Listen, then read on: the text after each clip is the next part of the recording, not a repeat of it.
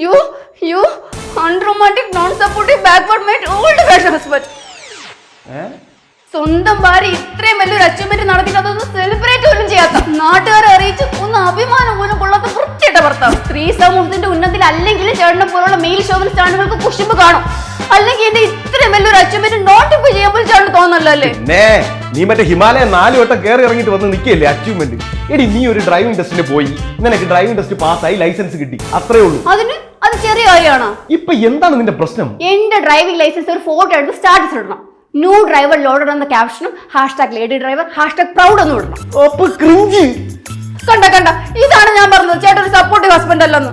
എടി നിന്നെ ഈ ഡ്രൈവിംഗ് ടെസ്റ്റിന് കൊണ്ടുപോയത് ഞാൻ, നിനക്ക് ഫീസ് അടച്ചത് ഞാൻ, നിന്നെ അവിടെ ചേർത്തത് ഞാൻ, നിന്നെ അവിടെ പഠിപ്പിക്കാൻ രാവിലെ കൊണ്ടുപോകുന്നത് ഞാൻ, നിനക്ക് എക്സ്ട്രാ പ്രാക്ടീസിന് വേറെ കാർ റെന്റിനെടുത്ത് പഠിപ്പിച്ചത് ഞാൻ, എന്നിട്ട് ഈ ഡ്രൈവിംഗ് ടെസ്റ്റിന് കൊണ്ടുപോയത് ഞാൻ. എന്നിട്ട് അവസാനം നിനക്ക് ആ ലൈസൻസ് വന്നിട്ട് അതിന്റെ ഫോട്ടോ എടുത്ത് ഞാൻ സ്റ്റാറ്റസ് ഇടാത്തതുകൊണ്ട് ഞാൻ നോൺ സപ്പോർട്ടീവ് അല്ലടി. എനിക്കൊന്നും കേൾക്കണ്ട, സ്റ്റാറ്റസ് സ്റ്റോറി ഇട്ടേ പറ്റൂ, എന്നെ മെൻഷൻ ചെയ്യണം. ഇവിടെ അപ്പടി എന്റെ ഫോൺ നീ ഇട്ടോ, ഈ അളവൊന്നും ഞാൻ ഇടൂല. പിന്നെ എന്നെ വല്ലതും മെൻഷൻ ചെയ്താ നിന്നോട്ടല്ല ഞാൻ വാ. ഇങ്ങനെ കൂടുതൽ ഞാൻ സ്റ്റോറി ഉണ്ട്, പിന്നെ ഇങ്ങനെ മെൻഷൻ ചെയ്യണം. ആരെ പൊട്ടം തന്നെ. മോള് കുറവുണ്ടോ? ഉണ്ട് ഏട്ടാ. അയ്യോ സംസാരിക്കാതെ മൂടിയാ മതി കേട്ടോ. മോള് നന്നായി റെസ്റ്റ് എടുക്ക്, തലവേന മാറുന്നവരെ ഏട്ടാ ഇങ്ങനെ മസാജ് ചെയ്തരാം കേട്ടോ. ശ്രേയമോക്ക് മൈഗ്രെയിൻ ആണ്. അവൾക്ക് എപ്പോഴൊക്കെ മൈഗ്രെയിൻ വന്നാലും അപ്പോഴൊക്കെ എൻ്റെ മടി കിടത്തി ഞാനിങ്ങനെ തടവി കൊടുക്കും. അപ്പോൾ എൻ്റെ ശ്രേയമോക്ക് പെട്ടെന്ന് മൈഗ്രെയിൻ മാറും. അസൂയില്ലാതെ ജീവിക്കാൻ സമ്മതിക്കൂല അവള്.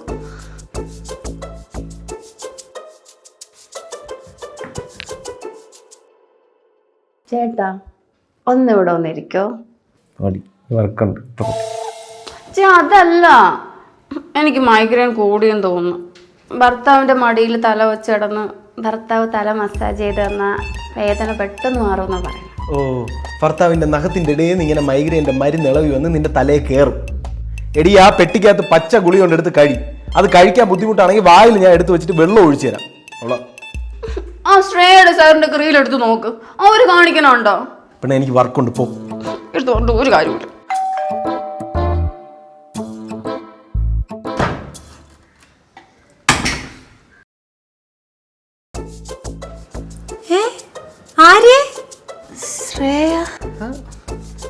നിനക്കറിയാമോ ഇവരെ? അയ്യോ ഇപ്പൊ നിങ്ങൾ റീല് കണ്ടേ ഉള്ളൂ. അത് ഞാൻ സ്ക്രോൾ ചെയ്തപ്പോ വന്നത്, ഞാൻ ആദ്യമായിട്ടാണ് വന്നേ. എടി അല്ല, ഇവരെ റീലാണ് നീ ഡെയിലി കാണണേ. അല്ല നിങ്ങളെ പോലെ ഇതുപോലെ കണ്ണാടി വെച്ച ഒരാളെ റീലാണ് കേട്ടോ. അല്ല നിങ്ങളെന്താ ഇവിടെ? ഞങ്ങളെ ഈ സ്ട്രീറ്റിൻ്റെ അറ്റത്തെ വീടില്ലേ, അങ്ങോട്ടേക്ക് ഇന്ന് രാവിലെ താമസം മാറ്റി. സോ ഈ റെസിഡൻസ് അസോസിയേഷനിലെ എല്ലാവർക്കും ഞങ്ങളൊരു ട്രീറ്റ് കൊടുക്കാന്ന് വെച്ചു വൈകിട്ട്. അപ്പം എല്ലാവരും ഒന്ന് ഇൻവൈറ്റ് ചെയ്യാൻ വേണ്ടി ഇറങ്ങിയതാ. പക്ഷെ നിങ്ങൾ ഇവിടെയാണ് താമസം എന്ന് എനിക്ക് അറിയില്ലായിരുന്നു കേട്ടോ. സാറിന് ഇത് ആര്യ, ഞങ്ങള് പഴയ സ്കൂൾമേറ്റ്സ് ആയിരുന്നു, ഒരുമിച്ച് ഇലക്ഷനൊക്കെ പങ്കെടുത്തിട്ടുണ്ട് അല്ലേടി? അല്ല നിങ്ങൾ കേറി, ഞാൻ ചായ എടുക്കാം. അയ്യോ വേണ്ട, ഇനിയും കുറെ ഇടത്ത് ഇൻവൈറ്റ് ചെയ്യാനുണ്ട്. നിങ്ങൾ എന്തായാലും എത്തണേ, വേറെ ദിവസം നമുക്ക് കൂടാം. ബ്രോ എന്തായാലും പറയണേ വൈകിട്ട്.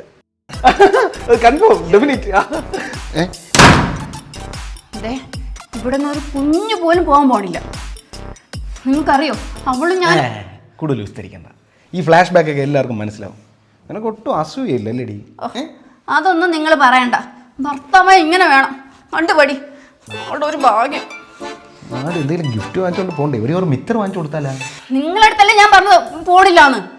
ഇതൊക്കെ അവൾക്ക് റീൽ എടുത്തിടാനാണ്. അങ്ങനെ എന്റെ മുഖം വെച്ച് അവൾ ഫേമസ് ആവണ്ട. സൂയ ഫാക്ടറി തന്നെ. പട്ടി ഒട്ട് തിന്നേയില്ല, പശുവിനെ ഒട്ട് തീറ്റിക്കയില്ല. ഞാനാണെങ്കിൽ വിളിക്കുകയും ചെയ്തു.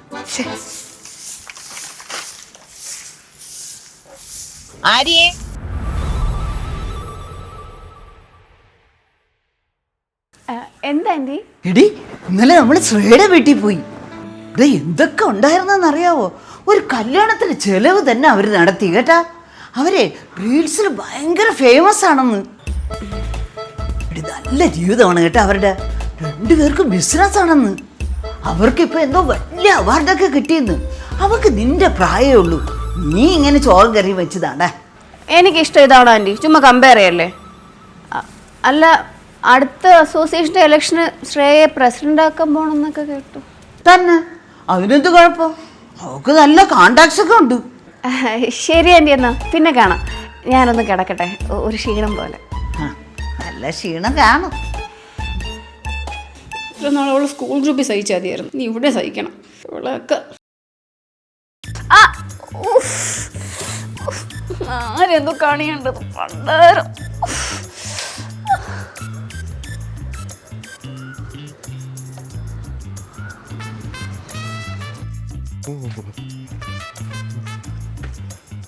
എടാ രാകേഷ്, എന്തോ മീ? എന്നാലും നീ ഇത്രക്കാരനാണെന്ന് ഞാൻ അറിഞ്ഞില്ല കേട്ടാ. നിനക്ക് അവളോട് ഇത്രയും സ്നേഹം ഉണ്ടായിരുന്നാടാ? ഞാൻ കണ്ട് ഒന്നുകിൽ ഇവരെ ഉച്ചം തല ഇവിടെ ഇടിച്ച്, ഇല്ലെങ്കിൽ ഇവർ 2 മരുന്നെടുത്ത് കഴിച്ച്. രണ്ടിലേതോ ഒന്നാണ്.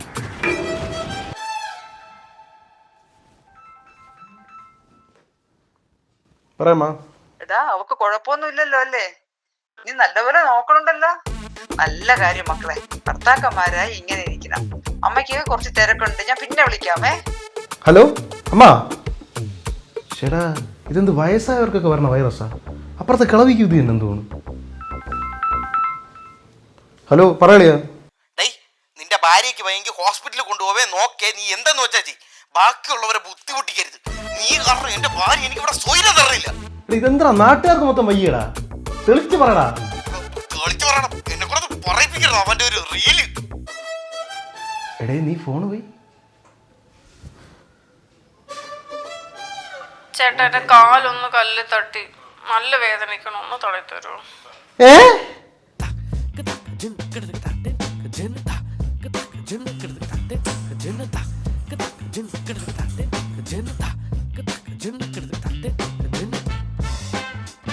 കണ്ടു ഗൈസ്, എനിക്കൊന്ന് വയ്യാതായ ഞാൻ പറയാതെ തന്നെ ഈ വീട്ടിലെ എല്ലാ കാര്യങ്ങളും എൻ്റെ ചേട്ടൻ ചെയ്യും. ലവ് യു ഏട്ടായി. അയ്യേ, ഇതിങ്ങനെ അല്ലല്ല ചേട്ടാ. എനിക്ക് കാലൊട്ടും വയ്യ, ഒന്ന് മുറ്റം തൂത്തിടോ. എടി നാളെ ചെയ്യാടി, ഇന്ന് വയ്യ, എനിക്ക് ഞാൻ ടയേർഡാണ്. ചേട്ടാ ഇപ്പൊ തന്നെ തൂത്തിടാട്ടോ പ്ലീസ് ചേട്ടാ. ഇത്തിരി കട്ടു ഇത്. അവളെ കാലിൽ കുരു കൊടുക്കാൻ കണ്ട നേരം.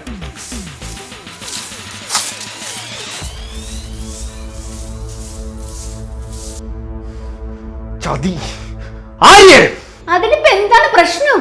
ഇത് കള്ളത്തരവല്ലേടി? ആർക്കും ദോഷമൊന്നും ഇല്ലല്ലോ. എടി എന്നാലും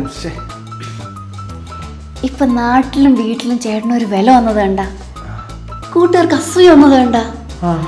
അതാണ് ഞാൻ പറഞ്ഞത്, നമുക്ക് ചെയ്യാന്ന്. നമുക്ക് ചെയ്യല്ലേ?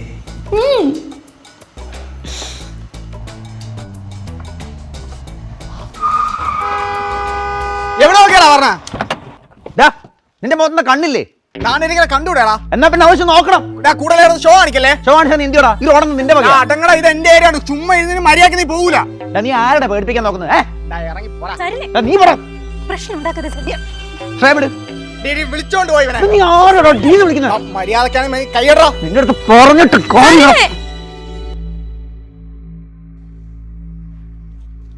Happy birthday to you, happy birthday to you, happy birthday to you. അപ്പൊ ക്രിഞ്ച് നിന്റെ ഫോണായിട്ടാണ് ഇത് തുപ്പി വെക്കാത്തത്. കണ്ടോ ഇന്നിന് ഗ്രൂപ്പിൽ മൊത്തം ലക്കി ശ്രേയാന്നൊക്കെ പറഞ്ഞു തുടങ്ങും. എടി ഇത് കുറച്ച് ഓവർ അല്ലേ? ഓവറാണോ അണ്ടർ ആണോന്നൊന്നും എനിക്ക് അറിഞ്ഞൂടാ. പക്ഷെ എന്റെ ബർത്ത്ഡേക്ക് ഇതിന്റെ മുകളിൽ വേണം. ഇതിപ്പോ ഇവൻ ബർത്ത്ഡേക്ക് കാറിലല്ലേ വണ്ടി കൊണ്ടിടിച്ചത്? നിന്റെ ബർത്ത്ഡേക്ക് അട്ടക്കുളങ്ങനായിട്ട് നിന്നെ വണ്ടി ഇടിപ്പിക്കട്ടെ? ഇത് ഞാൻ ചിരിച്ചു തരാം. പക്ഷെ എന്റെ ബർത്ത്ഡേക്ക് ഇതിന്റെ മുകളിൽ ചെയ്തില്ലെങ്കിൽ നിങ്ങൾ ഇവിടെ കിടന്ന് കാര്യം ഓർക്കും.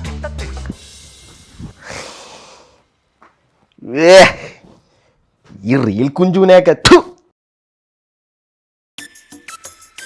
ആര്യേ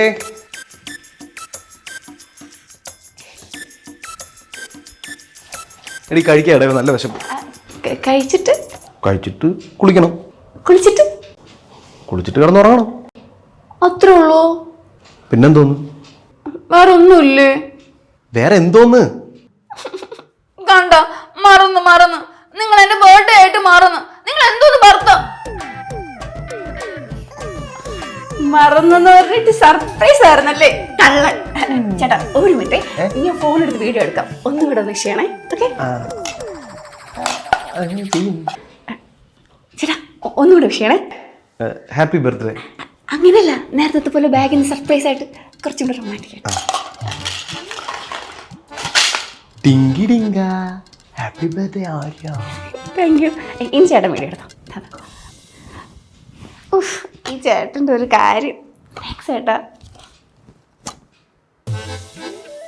അയ്യേ, ഇതാ. എടി ഒരു പവമുണ്ട്.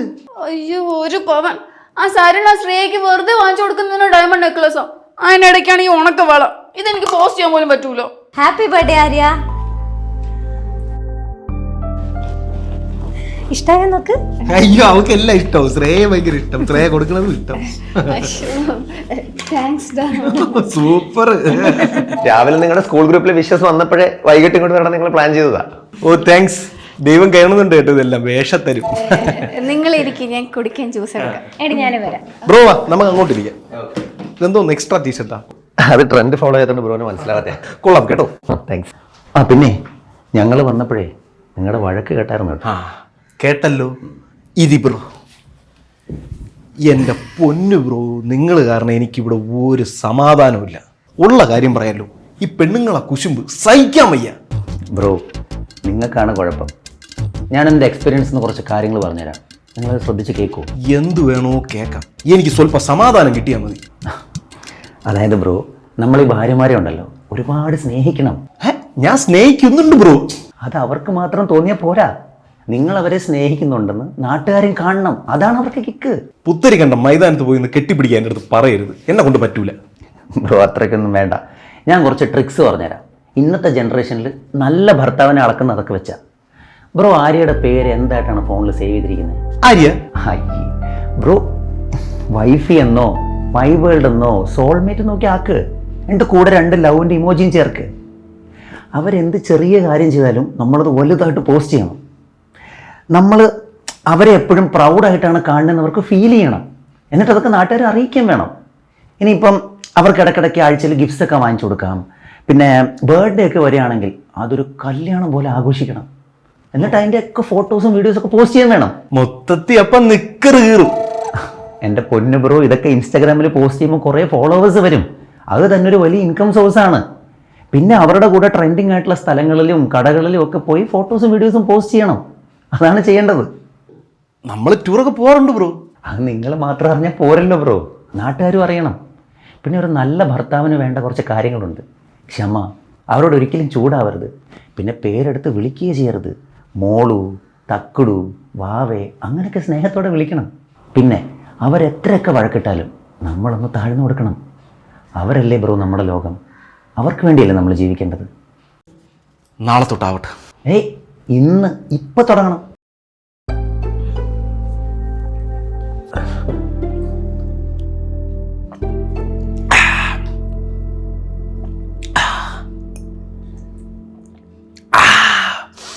ചേട്ടന്റെ ചുങ്കിരി വാവേ, ജ്യൂസ് സൂപ്പർ. ഷോ, ഞാൻ എപ്പോഴും പറയാറുണ്ട് എല്ലാവരും ഇരിക്കുമ്പോൾ എന്നെ ഇങ്ങനെ വിളിക്കല്ലേന്ന്. ഇനി അങ്ങനെ വിളിക്കല്ലേ കൂട്ടാ, എനിക്ക് നാണാവും. തള്ളേ വർക്കായി.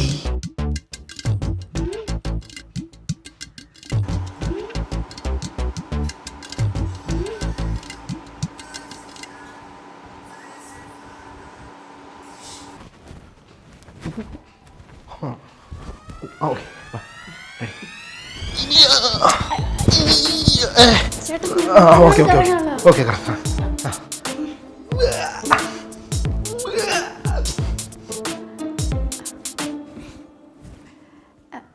ചേട്ടാ ദേഷ്യമല്ല, ചിരി ചിരി. ഇങ്ങനെ ഇങ്ങനെ ഇങ്ങനെ വീ.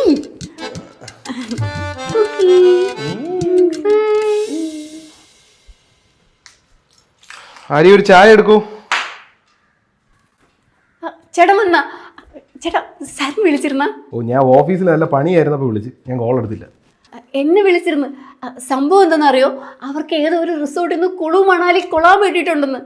നമ്മളും കൂടെ ജോയിൻ ചെയ്താൽ ട്രിവാൻഡ്രം കുളു മണാലി ട്രിപ്പ് പിടിക്കാന്ന് അവർ പറയുന്നത്. പോസ്റ്റ് ചെയ്ത് റീച്ചും കിട്ടും. എടീ, നീ ഈ കഴിഞ്ഞ മാസം എന്നെ അവിടെ ഇവിടെ എന്ന് പറഞ്ഞ് റീൽ എടുക്കാൻ വിളിച്ചോണ്ട് പോയില്ലേ?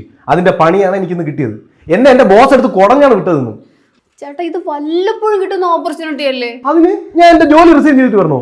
ചേട്ടാ റീച്ച് കിട്ടിയ പിന്നെ ഒരു ജോലിക്കും പോണ്ട. ആ സരിനെ കണ്ടുപടി. അവരും തുടങ്ങിയപ്പോ നമ്മളെ പോലെ ആയിരുന്നു. അവ ഇപ്പൊ റിസൈൻ ചെയ്ത് അവൾ വലിയ ബിസിനസ്സും തുടങ്ങി. കഴിവുള്ളവരങ്ങനെയാണ്. എടീ ഞാൻ ഒരു കമ്പനിയുടെ കേരള മാനേജറാണ്, നിനക്കത് കഴിവല്ലേ? ഒരു കേരള മാനേജർ വന്നിരിക്കണം. എന്നിട്ട് നിങ്ങൾ ഈ ജംഗ്ഷൻ ഇറങ്ങി നിങ്ങൾ ആർക്കെങ്കിലും അറിയാമോ? അവര് ചുമ്മാ നിന്നാൽ തന്നെ 10 പേര് സെൽഫി എടുക്കാൻ വരും. അതാണ് ലൈഫ്. എന്താ ഇന്നലെ തന്നെ അവൾക്ക് ഏത് ബെസ്റ്റ് ഓണ്ടർപ്രണർ അവാർഡ് കിട്ടിയെന്ന്. അത് 2ാമത്തെ തവണ. അവൾക്ക് ഗിഫ്റ്റ് വാങ്ങിച്ചു കൊടുത്തത് ഒരു കാറാ. നിങ്ങൾ കേരള മാനേജർ ആണെന്ന് പറഞ്ഞിട്ട് ഇപ്പോഴും ഇവിടെ ഉള്ളത് വാങ്ങിയ കാറ്. എന്റെ കുടുംബത്തിൽ ഇപ്പോഴും എന്തെങ്കിലും ഫംഗ്ഷൻ ആകുമ്പോൾ ആൾക്കാർ ചോദിക്കും, നിന്റെ ചേട്ടൻ പുറത്തു വല്ല ജോലിക്ക് നോക്കിക്കൂടെ എന്ന്.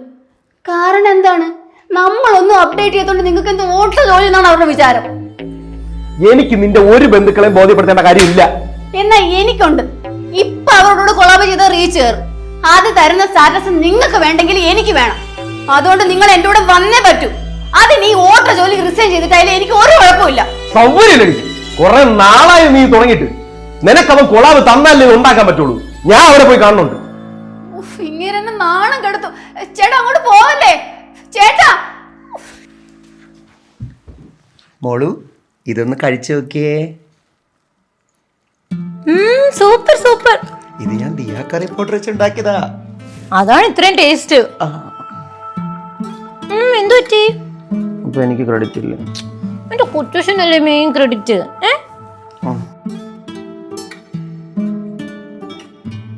ഓക്കെ, അവളുടെ അമ്മൂമ്മയുടെ കുട്ടൂസിനുണ്ടാക്കി റീച്ചിന് വേണ്ടി എന്തൊക്കെ കോപ്പറാണ്ട് കാണിക്കണം.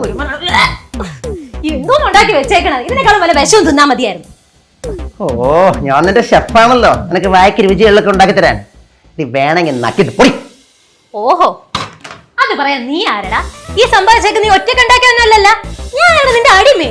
എടി എടി, എന്റെ കഴിവൊന്നുള്ളത് കൊണ്ട് മാത്രമാണ് നിനക്ക് ഇപ്പൊ ഈ സ്റ്റാറ്റസ് ഉള്ളത്. ഒന്ന് പോടാ. ഞാൻ ഇല്ലായിരുന്നെങ്കിൽ കാണായിരുന്നു. ഞാൻ ഓഫീസിൽ ഫയലും തുടച്ചോണ്ടിരിക്കണേ. ഞാൻ കഷ്ടപ്പെട്ട് കണ്ടന്റ് ഉണ്ടാക്കിയോണ്ടല്ലേടി 10 പേര് നിന്നെ അറിഞ്ഞത്. എടി നിന്റെ ഫ്രണ്ട്സ് ഒക്കെ shared life super, shared life എന്നൊക്കെ പറഞ്ഞ് നടക്കുന്നതും എന്തിനും നിനക്ക് ഇപ്പൊ കിട്ടിയ അവാർഡ് പോലും ഞാൻ മേടിച്ചു തന്നില്ലടി. നന്ദി കേട്ടവളെ. ആടാ, ഞാൻ നന്ദിയിട്ടവള് തന്നെ. നിനക്ക് അത്രയ്ക്ക് തന്നുണ്ടെങ്കിലേ ഞാൻ ഒരു വർഷമായിട്ട് ഒരു സാധനം ചോദിക്കണില്ലേ, ഡിവോഴ്സ്. അതിങ്ങതാ. അത് നീ തരൂല. കാരണം ഇപ്പൊ കിട്ടണ ഈ പൈസ സ്റ്റാറ്റസും ഒക്കെ ഞാനും കൂടെ നിന്ന് ബെസ്റ്റ് കപ്പിൾ കളിച്ച് നാട്ടുകാരെ പറ്റിക്കണോണ്ടാണ്. അത് നിനക്ക് കളയാൻ വയ്യ. നോക്കിക്കോടാ, ഇതിന്റെ ലാസ്റ്റ് റീലാണ്. നാളെ ഞാൻ എന്റെ വീട്ടിൽ പോവും. ബാക്കി കോടതി കാണാം. MGR പാത്രക്ക്, ശിവാജിയെ പാത്രക്ക്, കമലഹാസനെ പാത്രക്ക്. അല്ല നിന്നെ പോലൊരു കഴിപ്പണം കിട്ടവനെ ഞാൻ പാത്തതേ ഇല്ലടാ. എടാ നല്ലവനായ ഭർത്താവ് എന്തായിരുന്നാ നിന്റെ താളം അവിടെ നിന്നിട്ട്. വൈഫി, അതിന്റെ കൂടെ 2 ചൊവല ഹൃദയം, മോളെ എന്ന് വിളിക്കണം, മൈഗ്രൈന് വന്ന മടി കിടത്തി തല വീഴണം. കണ്ടാടി അവന്റെ തന്നെ ഗുണം. ഞാൻ അപ്പോഴേ പറഞ്ഞു ഒരു ക്രിഞ്ചേഷാണെന്ന്. കണ്ട ശ്രേയ, നിങ്ങളുടെ ഇടയിൽ ഇത്രയും പ്രശ്നം ഉണ്ടായിരുന്നോ? ഇനിയിപ്പോ സത്യം പറയാലോ ആര്യ, കഴിഞ്ഞ ഒരു വർഷമായിട്ട് ഞങ്ങൾ ഈ വീട്ടിലാണെന്നേ ഉള്ളൂ. പക്ഷെ സെപ്പറേറ്റഡ് ആയവരെ പോലെ തന്നെയാണ്. പക്ഷെ നിങ്ങൾ അതല്ലല്ലോ പുറത്ത് കാണിക്കുന്ന. റീച്ച് ഉള്ളതുകൊണ്ട് മാസം നല്ല പൈസ കിട്ടും. അതുകൊണ്ടിട്ട് മാത്രമാണ് ഒന്നിച്ച് നിൽക്കണേ. പക്ഷെ ഇപ്പൊ എനിക്ക് മടുത്ത്. ഇനി എനിക്ക് ഫേക്ക് കളിക്കാൻ വയ്യ. ഇനി ഇവന്റെ കൂടെ എനിക്ക് ജീവിക്കാൻ ഒട്ടും വയ്യ. എന്റെ കാരണം ഞാനിപ്പോ പ്രത്യേകിച്ച് പറയുന്നില്ല. അറിയണമൊന്നുമില്ല. അത് നിങ്ങളുടെ ഇടയിലുള്ള പ്രശ്നമാണെങ്കിലും സ്നേഹമാണെങ്കിലും. എടാ ഷോ ഓഫ് അല്ല ജീവിതം. നിന്നെയൊക്കെ പോലെ കുറെ എണ്ണം കാരണം എന്നെയൊക്കെ പോലെ കുറെ എണ്ണം ഇച്ഛ വരയ്ക്കുന്നുണ്ട് കിടന്ന്. അറിയാമോ? എടാ നിന്നാ പോസ്റ്റ്, ഇരുന്നാ പോസ്റ്റ്, ഒന്നിച്ച് കഴിച്ചാ പോസ്റ്റ്. ഭാര്യയുടെ ബർത്ത്ഡേ വന്നു കഴിഞ്ഞാൽ ഒരു കല്യാണത്തിന്റെ ചെലവ് 4 പേര് എസ്ഐ പോസ്റ്റ് ചെയ്യണം. എടാ black full couple goal, couple shoot, couple reel. എടാ നിന്റെയൊക്കെ ഈ പ്രഹസനം കണ്ട അതുപോലത്തുള്ള നിന്നെ പോലെ കുറെ എണ്ണം കണ്ടോടി അവരെ തനിക്കോണം. ശ്രേയ, എനിക്ക് നമ്മുടെ ഫ്രണ്ട്സ് ഗ്രൂപ്പിൽ പലർക്കും നിന്റെ ലൈഫ് കൊണ്ട് അസൂയായിരുന്നു. അതുപോലെ ജീവിക്കാൻ കൊതിയായിരുന്നു. പക്ഷെ നിങ്ങളുടെ ലൈഫ് ഇതുപോലെയാണെന്ന് ഞാൻ സ്വപ്നത്തിൽ പോലും വിചാരിച്ചില്ല. ആര്യം, ഞാൻ നിന്നെ സ്നേഹിക്കുന്നുണ്ട്. പക്ഷെ എനിക്കത് നാട്ടുകാരെ ബോധ്യപ്പെടുത്തേണ്ട കാര്യമില്ല. ഇപ്പൊ ഇവര് ചെയ്യുന്നതും നീ എന്നെ ചെയ്യാൻ പ്രഷർ ചെയ്തുകൊണ്ടിരിക്കുന്നതും അത് പബ്ലിക് ആക്കാനും അതിന്റെ വ്യൂവർഷിപ്പ് കണ്ട് ആസ്വദിക്കാനും വേണ്ടിയിട്ടാണ്. എടി നന്നായിട്ട് ജീവിക്കണോ അതോ നന്നായിട്ട് ജീവിക്കുന്നു എന്നൊരു ഫേക്ക് മൊമെന്റ് ക്രിയേറ്റ് ചെയ്ത് അത് നാട്ടുകാരെ കാണിക്കണോ? ഏതാണ് നല്ലത്? എടാ നിങ്ങൾ ഈ കാണിക്കുന്ന ഫേക്ക് ലൈഫ് ജെന്യൂൻ ആയിട്ടുള്ള കുറെ പേരുടെ ജീവിതം ഫേക്ക് ആക്കാൻ വേണ്ടി പ്രഷർ ചെയ്യുന്നുണ്ട്. എടി ഇവര് കാണിക്കുന്ന പരിപാടി റോഡിൽ ഇറങ്ങി നിന്നിട്ട് നാട്ടുകാരെ കാണിക്കാൻ വേണ്ടി നമ്മളിതാ സ്നേഹിക്കുന്നേ കാണ് എന്ന് പറയുന്നതാണ്. അത് ഓവറാക്കി അതിന്റെ ജെന്യൂനിറ്റി പോയി അവർക്ക്. ബ്രോ, ഇത് പുറത്താരോടും പറയരുത് പ്ലീസ്. പറഞ്ഞിട്ട് ഒരു കാര്യമില്ലടേ. നാളെ നിങ്ങൾ രണ്ടുപേരും കൂടെ വന്ന് കെട്ടിപ്പിടിച്ച് സോറി എന്ന് പറഞ്ഞൊരു റീൽ ഇട്ട് കഴിഞ്ഞാൽ ഇവളെ പോലെ കുറേ എണ്ണം അതിന്റെ പുറകെ വന്നും കയറും. എനിക്ക് എന്തായാലും എൻ്റെ ഭാര്യയെ ബോധ്യപ്പെടുത്താൻ പറ്റി, എനിക്ക് അത് മതി. പിന്നെ നിങ്ങൾ ഈ ഷോ ഓഫിന് കാണിക്കുന്ന എഫേർട്ട് നിങ്ങളെ ജീവിതം നന്നാക്കി എടുത്താൽ നിങ്ങൾക്ക് കൊള്ളാം.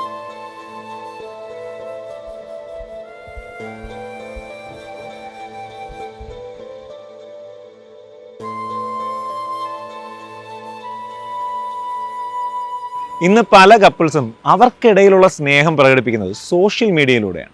ഇത്തരം കപ്പിൾസിൻ്റെ അടിപൊളി ഫോട്ടോസും റീൽസും ഒക്കെ കാണുമ്പോൾ നമ്മൾ അറിയാതെ തന്നെ നമ്മുടെ ലൈഫുമായിട്ട് അതൊന്ന് കമ്പയർ ചെയ്യും.